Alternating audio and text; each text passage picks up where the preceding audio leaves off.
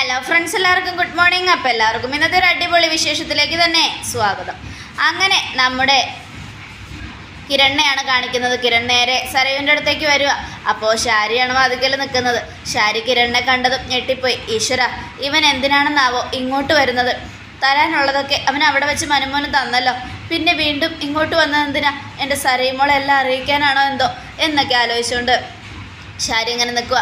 അപ്പോൾ ശാരിയുടെ അടുത്തേക്ക് ഇരുന്നെത്തി, എവിടെ നിങ്ങളുടെ മരുമകൻ? മോനെ, ഇനി അവനെ ഒന്നും ചെയ്യരുത്. അവനകത്ത് തീരെ വയ്യാണ്ട് കിടക്കുക. അവനെ ഒന്നും ചെയ്തില്ലെങ്കിലേ അത്ഭുതമുള്ളൂ. അല്ല, എന്തായാലും നിങ്ങൾ ചെയ്തു കൂട്ടുന്ന ഓരോ കാര്യവും ഭയങ്കര വ്യത്യസ്തതരമാണ്. ഞാൻ ഒട്ടും പ്രതീക്ഷിച്ചില്ല നിങ്ങളിങ്ങനെ ചെയ്യുമെന്ന്. ഞാൻ സംശയിച്ചത് നിങ്ങളുടെ മോളെയാണ്. അല്ല, നിങ്ങളുടെ സ്വന്തം മോളെയല്ല, താര ആൻറ്റിയുടെ മകളെ. പക്ഷേ നിങ്ങളാണത് ചെയ്തു അറിഞ്ഞപ്പോൾ ഞാൻ ഞെട്ടിപ്പോയായിരുന്നു.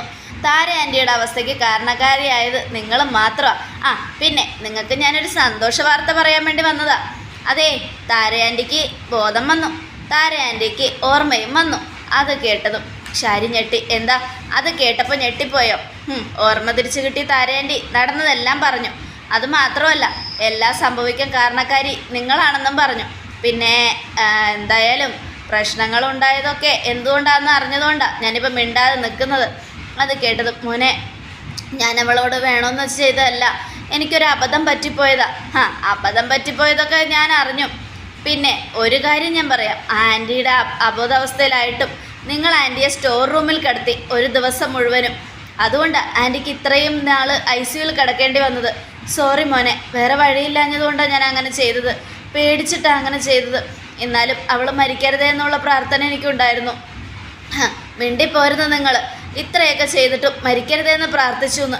എന്തിനു വേണ്ടിയാണ് നിങ്ങൾ ഇങ്ങനെയൊക്കെ ചെയ്തത്? എനിക്ക് സഹിക്കാൻ പറ്റാത്ത കാര്യം ഇതൊക്കെ. എന്തായാലും നിങ്ങൾ ഈ ചെയ്തത് ഒട്ടും ശരിയായില്ല. നിങ്ങൾ ചെയ്തത് ആൻറ്റി ക്ഷമിച്ചതുകൊണ്ട് നിങ്ങൾ രക്ഷപ്പെട്ടു. ഇല്ലായിരുന്നെങ്കിൽ നിങ്ങളെ ഞാനിന്ന് എന്താ ചെയ്യുന്നതെന്ന് ഞാൻ പിന്നെ പറഞ്ഞു തരേണ്ട ആവശ്യമില്ലല്ലോ. ജയിലിൽ കിടത്തി തന്നെയായിരുന്നു ഞാൻ. ഇതിൻ്റെയൊക്കെ തിരിച്ചടിയായിട്ട് നിങ്ങൾക്ക് ഞാനൊരു ശിക്ഷ തരാനാണ് വന്നത്. എന്താ മോനെ, എന്തു പറ്റി? മോൻ എന്ത് ശിക്ഷ തന്നാലും അതൊക്കെ സ്വീകരിക്കാൻ ഞാൻ തയ്യാറാണ്. നിങ്ങളിനി താര ആൻറ്റി എപ്പോൾ വന്നാലും മകളെ കാണാനുള്ള അവസരം അവർക്ക് ഒരുക്കി കൊടുക്കണം. മോനെ, അത് എന്താ പറ്റില്ലെന്നെങ്കിൽ പറഞ്ഞോ. താര ആൻറ്റിയോട് പറഞ്ഞ് നിങ്ങളെ ജയിലിലാക്കാനുള്ള വഴി ഞാൻ നോക്കാം. അങ്ങനെ ആയിക്കഴിയുമ്പോൾ താര ആൻറ്റിക്ക് താര ആൻറ്റിയുടെ മോളെ കാണാൻ ബുദ്ധിമുട്ടില്ലല്ലോ. അയ്യോ മോനെ, വേണ്ട, അങ്ങനെയൊന്നും ചെയ്യരുത്. ഞാൻ എന്താണെന്ന് വെച്ചാൽ ചെയ്തോളാം. പിന്നെ താര ആൻറ്റി അവൾക്ക് വേണ്ടി മേടിക്കുന്ന ഓരോ സമ്മാനങ്ങളും നിങ്ങൾ മേടിച്ചതാണെന്ന് പറഞ്ഞിട്ടായാലും കുഴപ്പമില്ല, നിങ്ങൾ അവൾക്ക് കൊടുക്കണം. അതൊക്കെ ഞാൻ ചെയ്യുന്നുണ്ടല്ലോ മോനെ. പിന്നെ എന്താ? അങ്ങനെ ചെയ്താൽ നിങ്ങൾക്ക് നല്ലത്. ഇല്ലെങ്കിൽ എൻ്റെ സ്വഭാവം മാറും. അറിയാലോ എന്നെക്കുറിച്ച് നന്നായിട്ട്. ഞാൻ ചെയ്യുമെന്ന് പറഞ്ഞാൽ ചെയ്യും. എനിക്കറിയാം മോനെ, ഞാൻ അങ്ങനെയൊന്നും ചിന്തിക്കില്ല. ഞാൻ എന്തായാലും ഞാൻ അവളെ സഹായിച്ചോളാം. അവളുടെ മോളെ കാണാൻ ഞാൻ അവളെ അനുവദിച്ചോളാം. എനിക്കതിൽ കുഴപ്പമൊന്നുമില്ല എന്നൊക്കെ ശാരി ഇങ്ങനെ പറഞ്ഞുകൊണ്ടിരിക്കുക. എന്നിട്ട് കൈകൂപ്പി കിരണിനോട് മാപ്പൊക്കെ പറയണം. ഇത് കണ്ടുകൊണ്ട് സരയി വരിക. എന്തിനാടാ നീ വന്നത്? എൻ്റെ മനുവേട്ടനെ തല്ലിച്ചതച്ച് ഈ അവസ്ഥയാക്കിയിട്ട് നീയും നിൻ്റെ അച്ഛനും കൂടെ ഇങ്ങനെ സന്തോഷിച്ച് നടക്കുമല്ലേ? ഓഹോ, അപ്പം അവന് തല്ലും കിട്ടിയോ? അല്ല, എന്നിട്ട് അവൻ എവിടെ? തല്ലുകൊണ്ട് കിടക്കുവാണോ? ഞാനൊന്ന് കണ്ടേച്ചു വരട്ടെ. വേണ്ടടാ, ചതഞ്ഞു കിടക്കുന്ന എൻ്റെ മനുവേട്ടനെ നീ വീണ്ടും തല്ലും. നീയൊക്കെ എൻ്റെ മനുവേട്ടനെ ഇങ്ങനെ ഒരുപാട് തല്ലിയിട്ടും എൻ്റെ മനുവേട്ടനെ ഒന്നും മിണ്ടാതെ എല്ലാം നിന്ന് കൊള്ളുന്നത് എന്തുകൊണ്ടാണെന്നറിയാമോ? ഞങ്ങളെക്കുറിച്ച് ഓർത്തിട്ടാടാ. പാവം എൻ്റെ മനുവേട്ടൻ എന്തെങ്കിലും ചെയ്താലുണ്ടല്ലോ നീയൊക്കെ അനുഭവിക്കൂടാ എന്നൊക്കെ പറയണം. അത് കേട്ടതും ആയിക്കോട്ടെ, എനിക്ക് ഒരു കുഴപ്പമില്ല. പിന്നെ ഒരു കാര്യം ഞാൻ പറഞ്ഞേക്കാം, വെറുതെ ഞങ്ങളുടെ വീട്ടിലേക്ക് ചൊറിയാൻ വന്നേക്കരുത്. അതെനിക്ക് ഇഷ്ടമല്ലാത്ത കാര്യമാണ്. നീ എന്തിനാണ് വെറുതെ ഇങ്ങോട്ട് വലിഞ്ഞേറി വരുന്നത്? ഒന്നും അറിയാത്ത പോലെ അവൻ വന്നിരിക്കുക. അവൻ്റെ അച്ഛനാണ് എൻ്റെ മനുവേട്ടനെ തല്ലിച്ചതച്ചതെന്ന് അവന് നന്നായിട്ടറിയാം. എന്നിട്ട് സന്തോഷം അന്വേഷിക്കാൻ വന്നിട്ട് എൻ്റെ മനുവേട്ടൻ്റെ അവസ്ഥ കണ്ടിട്ട് അവനെ കളിയാക്കാൻ വേണ്ടി വന്നതാ. എടാ ഇറങ്ങിപ്പോടാ. ഞാനേ പോകാൻ തന്നെയാണ് വന്നത്. നിൻ്റെ വയറ്റിലൊരു കുഞ്ഞുണ്ട് എന്നുള്ളൊരു ബോധം എനിക്കുള്ളത് കൊണ്ട് ഞാൻ നിന്നെ കൂടുതൽ BP കൂട്ടുന്നില്ല. പോവുക. അതെ, സൂക്ഷിച്ചും കണ്ടൊക്കെ നിൽക്ക് എന്നും പറഞ്ഞുകൊണ്ട് കിരൺ അങ്ങ് പോവുകയാണ്. കിരൺ പോയി കഴിഞ്ഞത് അമ്മ എന്താ അവൻ എന്തു പറഞ്ഞാലും അവൻ്റെ മുൻപിൽ തലയും താഴ്ത്തി നിൽക്കുന്നത്? മനുവേട്ടനെ തല്ലിയിട്ട് മനുവേട്ടന് തല്ലുകൊള്ളാനുള്ള യോഗ്യതയുണ്ട് അവൻ, അതുകൊണ്ടാണ് തല്ലുകൊണ്ടതെന്ന് പറഞ്ഞിട്ടും അമ്മ ഒന്നും മിണ്ടാതെ അവൻ്റെ മുൻപിൽ തല കുനിച്ച് നിൽക്കുന്നു. ഒരടി അവൻ്റെ കരണത്തിട്ട് കൊടുക്കായിരുന്നില്ല അമ്മേ? വേണ്ട മോളെ, നമ്മൾ എന്തിനാ അങ്ങനെയൊക്കെ ചെയ്ത്? നമ്മൾ എന്തൊക്കെ ചെയ്താലും അവരെന്ത് തെറ്റ് ചെയ്താലും നമ്മളിനി ഒന്നും പറഞ്ഞിട്ട് കാര്യമില്ല. നമുക്കുള്ള ശക്തിയൊക്കെ പോയി. നമ്മുടെ മോളുടെ അച്ഛനുണ്ടായിരുന്നല്ലോ, അയാളിപ്പോൾ എങ്ങനെയാണ് നടക്കുന്നതെന്ന് മോള് കണ്ടല്ലോ. പിന്നെ ഇനി അവരുടെയൊക്കെ മെക്കിട്ട് കയറിയിട്ട് വല്ല കാര്യമുണ്ടോ? സപ്പോർട്ടായിട്ട് ആരുമില്ല. അതുകൊണ്ട് നമ്മൾ ആരുടെയും മെക്കിട്ട് കയറാതിരിക്കുന്നത് തന്നെ മോളെ നല്ലത്. എന്തായാലും മനുമോനോട് എത്രയും പെട്ടെന്ന് പാസ്പോർട്ട് ശരിയാക്കാൻ പറ, നമുക്ക് അമേരിക്കയിലേക്ക് പോകാം മോളെ. അത് പറഞ്ഞിട്ടും മോൻ കേൾക്കുന്നില്ലല്ലോ. അതാ എൻ്റെ സങ്കടം. അത് പിന്നെ എനിക്കും എൻ്റെ കുഞ്ഞിനും ആപത്തൊന്നും സംഭവിക്കാതിരിക്കാൻ വേണ്ടിയല്ല അമ്മ മനുവേട്ടൻ അങ്ങനെ ചെയ്യുന്നേ. അല്ലാതെ പോകണ്ടെന്നുള്ള ആഗ്രഹം ഇല്ലാഞ്ഞിട്ടൊന്നും അല്ല. മനുവേട്ടന് ആഗ്രഹമുണ്ട്. ഞാൻ ഗർഭിണി അല്ലായിരുന്നെങ്കിൽ മനുവേട്ടൻ എന്നെ അമേരിക്കക്ക് കൂട്ടിക്കൊണ്ട് പോയാന്നെ. ഇത്രയും സ്നേഹമുള്ളൊരു ഭർത്താവിനെ കിട്ടിയതിൽ ഞാൻ പുണ്യം ചെയ്യണം.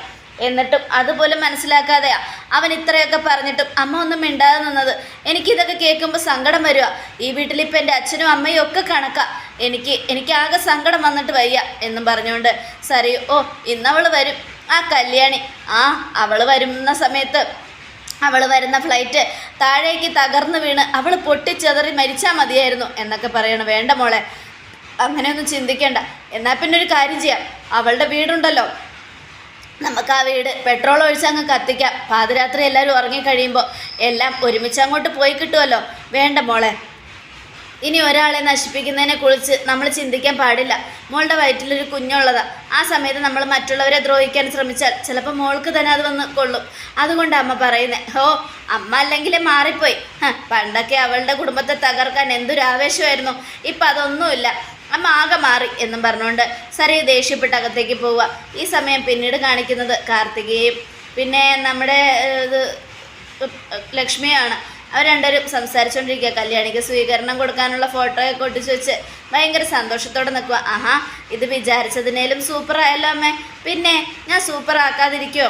എൻ്റെയും കൂടെ മോളല്ലേ കല്യാണി. പാവം, ആ കൊച്ചിന് വേണ്ടി എന്ത് ചെയ്യാനും ഞാൻ തയ്യാറാ എന്നൊക്കെ പറയുകയാണ്. എന്തായാലും കല്യാണിയും കിരണം വന്നു കഴിയുമ്പോൾ അമ്മ മുമ്പിലേക്ക് വരണ്ട. അമ്മ വന്നു കഴിഞ്ഞാൽ അവർക്ക് സംശയവും. ഞാനും വരില്ല. നമ്മൾ രണ്ടുപേരും അവരുടെ മുൻപിൽ ചെന്ന് പെടണ്ട. കല്യാണിയെ ബുദ്ധിയുള്ള കുട്ടിയാ, പെട്ടെന്ന് കണ്ടുപിടിക്കും നമ്മൾ തമ്മിലുള്ള ബന്ധം എന്താണെന്നും പിന്നെ അങ്ങനെ പല വഴികളും. അതുകൊണ്ട് അവരുടെ മുൻപിൽ പെടാതെ നമുക്ക് മറഞ്ഞു നിൽക്കണം. പിന്നെ എല്ലാത്തിൻ്റെ പേരിൽ ഒരു ക്യാഷ് അവാർഡും കൂടെ കല്യാണിക്ക് കൊടുക്കാട്ടോ എന്നൊക്കെ പറയണം. അതിനെന്താ, ക്യാഷ് അവാർഡ് കല്യാണിക്ക് കൊടുക്കാൻ ഞാൻ റെഡിയാ അമ്മേ. ഒട്ടും കുറഞ്ഞു പോരുത്. അത് മോളെന്നോട് പറയണ്ട. എനിക്ക് നീയും കല്യാണിയൊക്കെ ഒരേപോലെയാ. അങ്ങനെയുള്ളപ്പോൾ എത്ര രൂപ ക്യാഷ് പ്രൈസ് ആയിട്ട് കൊടുക്കാനും എനിക്ക് ഒരു മടിയില്ല.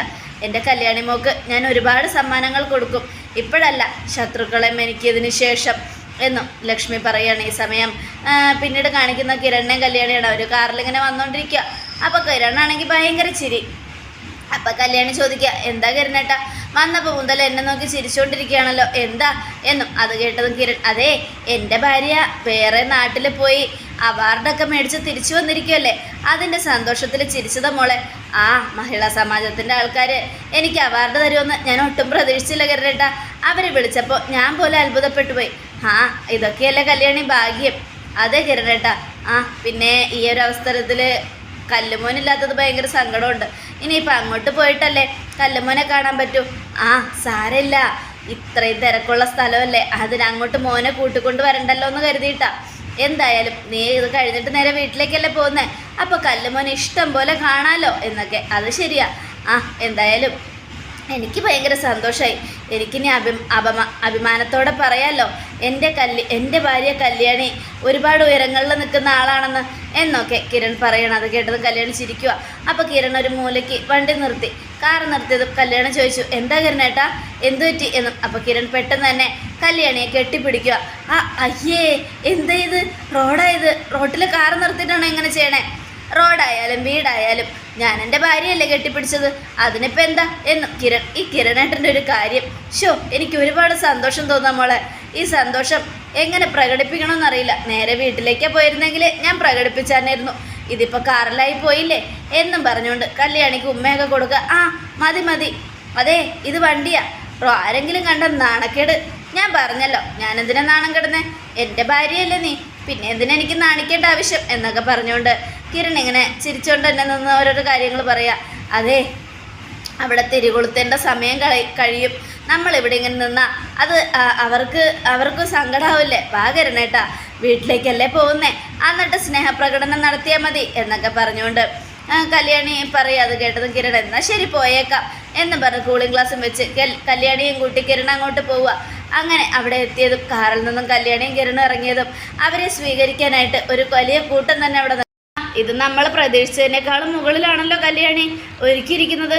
വലിയ സ്വീകരണമാണല്ലോ. അതേ കിരണേട്ടാ, ഞാനും പ്രതീക്ഷിച്ചില്ല ഇത്രയൊക്കെ ഉണ്ടാവുമെന്ന്. അങ്ങനെ കല്യാണിയുടെ കയ്യിൽ ബൊക്കെയൊക്കെ കൊടുത്ത് അവരെ സ്വീകരിക്കുകയാണ്. വരണം മേഡം, വരണം എന്നൊക്കെ പറഞ്ഞുകൊണ്ട് താങ്ക് യു എന്നും പറഞ്ഞ് കല്യാണിയും കിരണം അകത്തേക്ക് പോവുക. അങ്ങനെ അകത്തെത്തിയതും അവിടെ കല്യാണിയും കിരണൊക്കെ ഇരിക്കുകയാണ്. അങ്ങനെ എല്ലാവരുടെ മുൻപിൽ നമസ്കാരമൊക്കെ പറഞ്ഞിട്ടിരിക്കുന്ന സമയത്ത് നമ്മുടെ കേരളത്തിന് തന്നെ അഭിമാനമായ ഒരു മിടുക്കി പെൺകുട്ടിയാണ് കല്യാണി. ചെറുതിൽ നിന്നും ഉയരങ്ങളിലേക്ക് എത്തിയ മിടുക്കി. കല്യാണിയുടെ ജീവിതകഥകളെല്ലാം ഈയിടയിൽ പലർക്കും അറിഞ്ഞു കാണുമല്ലോ. അതുകൊണ്ട് ഇനിയിപ്പോൾ അതിനെക്കുറിച്ചൊന്നും പറഞ്ഞിട്ട് കാര്യമില്ല. എന്തായാലും ഈ കല്യാണി എല്ലാ പെൺകുട്ടികൾക്കും മാതൃകയാണ് എന്നൊക്കെ പറയണം. അതൊക്കെ കേട്ടപ്പോൾ എല്ലാവരും കയ്യൊക്കെ അടിക്കുക. കല്യാണിയുടെ ഇല്ലായ്മയിൽ നിന്നും കല്യാണി ഇത്രയും ഉയർച്ചയിലെത്തിയതും കല്യാണിയുടെ ആ ചെറിയ പ്രായത്തിൽ അനുഭവിച്ച വേദനകളും ക്രൂരതകളും എല്ലാം അച്ഛൻ വെറുത്തൊതുക്കിയ ഒരു പെൺകുട്ടി. അങ്ങനെ പല കഥകളും കല്യാണിക്കുണ്ട്. എന്നാൽ അതെല്ലാം അതിജീവിച്ച് ഇന്ന് നമുക്ക് തന്നെ അഭിമാനമായി കല്യാണി മാറിയിരിക്കുകയാണ്. ഈ ലോകത്തിനും ഈ നമ്മുടെ കേരളത്തിനും. അങ്ങനെയുള്ള കല്യാണിക്ക് അഭിനന്ദനങ്ങൾ നൽകിക്കൊണ്ട് ഞാൻ കല്യാണിക്ക് പൊന്നാട അണിയിക്കാൻ ആഗ്രഹിക്കുന്നു എന്നും.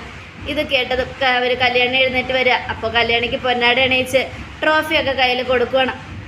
ഈ സമയം കാർത്തിക ലക്ഷ്മിയോട് അമ്മ ക്യാമറയുടെ മുൻപിലേക്ക് വരണ്ട, എവിടെയെങ്കിലും മറഞ്ഞു നിന്നാൽ മതി. ഇടയ്ക്ക് അമ്മയുടെ ഫോട്ടോ ക്യാമറയിൽ പതിയേം വേണം. പിന്നെ കല്യാണിയുടെയും കിരണിൻ്റെയും മുന്നിലേക്ക് വരാതെ വേണം ക്യാമറയിൽ അമ്മ പതിയെ. എന്തിനാണെന്നറിയാമോ? ചിലവരെയൊക്കെ കാണിക്കാൻ. എന്തായാലും അമ്മ ഇതിൽ പങ്കെടുത്ത വിവരം എല്ലാവരും ഒന്ന് അറിയട്ടെ. അതായത് നമ്മളുടെ കാര്യങ്ങൾ കേട്ടാൽ സമനില തെറ്റുന്ന ചില ദുഷ്ടക്കൂട്ടങ്ങൾക്ക്.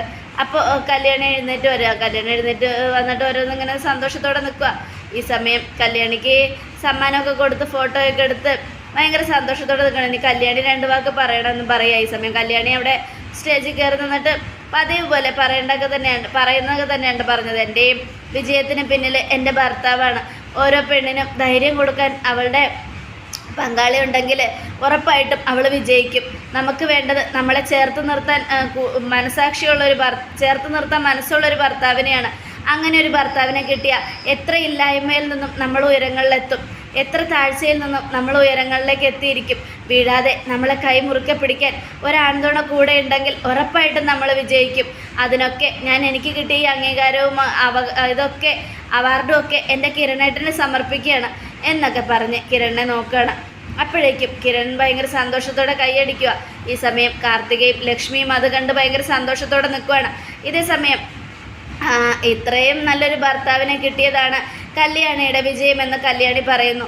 അപ്പോൾ കല്യാണിയുടെ വിജയത്തിന് ചുക്കാൻ പിടിച്ച കിരണിനെയും ആദരിക്കാൻ ഞങ്ങൾ ആഗ്രഹിക്കുന്നു. അത് കേട്ടതും കിരൺ അവിടെ നിന്ന് എഴുന്നേറ്റ് വന്നു. അപ്പോൾ കിരണിനെയും പൊന്നാട അണിയിച്ച് ആദരിക്കുകയാണ്. കിരണും ഭയങ്കര സന്തോഷത്തോടെ അവിടെ നിൽക്കുക. അപ്പോൾ കിരൺ അവിടെ ചെന്ന് പ്രസംഗിക്കുകയാണ്. കല്യാണി, അതെ, എല്ലാ ആണുങ്ങളും ആഗ്രഹിക്കുന്നത് പെണ്ണിൻ്റെ പേരിലല്ല, തൻ്റെ പേരിൽ എല്ലാവരും അറിയപ്പെടണമെന്നാണ്. പക്ഷേ ഇന്ന് ഞാൻ എൻ്റെ കല്യാണിയുടെ പേരിൽ അറിയപ്പെടുന്നു. എനിക്കതിൽ അഭിമാനമുള്ളത്. എൻ്റെ കല്യാണിയുടെ പേരിൽ ഞാൻ അറിയപ്പെടുമ്പോൾ എനിക്ക് സന്തോഷമുള്ളത്. അങ്ങനെ ഒരു സന്തോഷം ആർക്കും പറഞ്ഞാൽ മനസ്സിലാവില്ല. കല്യാണി പറഞ്ഞല്ലോ അവളുടെ വിജയത്തിന് പിന്നിൽ ഞാനാണെന്ന്. ഒരിക്കലുമല്ല, എൻ്റെ വിജയത്തിന് പിന്നില്ല അവൾ എൻ്റെ ജീവിതത്തിലേക്ക് വന്നതിന് ശേഷമാണ് എൻ്റെ ജീവിതം മാറി മറിഞ്ഞത്. എൻ്റെ ജീവിതത്തിൽ സന്തോഷവും വിജയവും ഉണ്ടായത്. അങ്ങനെയുള്ളപ്പോൾ കല്യാണിയുടെ ഭർത്താവാണ് ഞാൻ എന്ന് പറയാൻ എനിക്ക് അഭിമാനം തോന്നുക എന്നും കിരൺ പറയാണ്. ഇത് കേട്ടതും എല്ലാവരും സന്തോഷത്തോടെ കൈയടിച്ചു. ഞാൻ അഭിമാനത്തോടെ വിളിച്ചു പറയും, ഒന്നുമില്ലായ്മയിൽ നിന്നും വന്ന കല്യാണി എൻ്റെ ഭാര്യയാണെന്ന്. അതുപോലെ കേട്ടതും എല്ലാവരും സന്തോഷത്തോടെ നിൽക്കുക. കാർത്തികയും ലക്ഷ്മിയും ഭയങ്കര സന്തോഷത്തോടെ. ഈ സമയം കല്യാണി എഴുന്നേറ്റ് വരികയാണ് അവിടുന്ന്. എന്നിട്ട് കിരൺ കല്യാണിയെ ചേർത്ത് പിടിച്ചു. അതിനുശേഷം കല്യാണി കിരൺ കെട്ടിപ്പിടിച്ചതുകൊണ്ട് എല്ലാവരും വീണ്ടും ഒന്നുകൂടെ കൈയടിച്ചു. അപ്പോൾ ഇതായി നിൽക്കുന്നുണ്ട് കല്യാണിക്ക് കിരൺ ട്രോഫിയൊക്കെ എടുത്തു കൊടുക്കുക. അങ്ങനെ അവർ രണ്ടുപേരും ഫോട്ടോയൊക്കെ എടുത്ത് ഇങ്ങനെ സന്തോഷത്തോടെ നിൽക്കുകയാണ്. ഈ വീഡിയോ ഒക്കെ കാർത്തിക ഫോണിലൂടെ പകർത്തിക്കൊണ്ടിരിക്കുകയാണ്. എല്ലാം ആ പ്രകാശിനെയും വിക്രത്തെയും കാണിക്കണം. കല്യാണിക്ക് ഇത്രയും ദുരിതങ്ങൾ ഉണ്ടാക്കിയ ആ അച്ഛൻ പറയാൻ പോലും പാടില്ലാത്ത അയാളെ എല്ലാ വീഡിയോസുകളും കാണിക്കണം. അമ്മയും മകനും പേരക്കുട്ടിയും ചേർന്ന് വീഡിയോസുകളെല്ലാം കണ്ണ് തള്ളട്ടെ എന്നൊക്കെ പറഞ്ഞുകൊണ്ട് കാർത്തിക് ഇങ്ങനെ നിൽക്കുക. ഈ സമയം സന്തോഷത്താൽ മതിമറന്ന് നിൽക്കുകയാണ് കല്യാണിയും കിരണം. അതോടുകൂടി എപ്പിസോഡ് അവസാനിക്കണം. നാളത്തെ ഒരു തകർപ്പൻ വിശേഷത്തിനായിട്ട് കാത്തിരിക്കുക. അതേ പ്രേക്ഷകരെ, കല്യാണി അവാർഡൊക്കെ മേടിച്ചു കഴിഞ്ഞ് ഇനി വീട്ടിലെത്തുമ്പോൾ അവിടെ എന്തൊക്കെയാണ് നടക്കാൻ പോകുന്നത്, അത് തീർച്ചയായിട്ടും കാത്തിരുന്ന് തന്നെയാണ്. എല്ലാവർക്കും ഒരിക്കൽ കൂടെ നല്ലൊരു ശുഭദിനം തന്നെ.